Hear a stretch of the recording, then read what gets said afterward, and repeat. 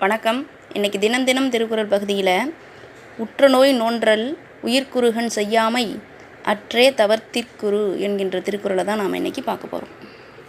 இதனுடைய பொருள் என்ன அப்படின்னா, தவம் என்பது ஒருவர் தனக்கு செய்த துன்பத்தை பொறுத்து கொள்வதும் பிறர்க்கும் பிற உயிர்க்கும் எந்த துன்பமும் செய்யாதிருத்தலுமே தவம் என்பது ஆகும்.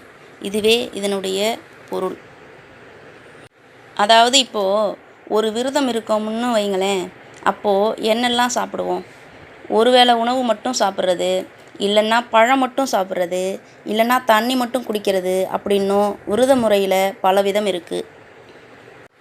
அப்படி விரதம் இருக்கிறப்போ நமக்கு பசிக்காமல் இருக்கிறது இல்லை, இருந்தும் அதை நாம் பொறுத்துக்கிறோம். ஏன் அப்படின்னா அது ஒரு விரதம், தவம். அதனால தான்.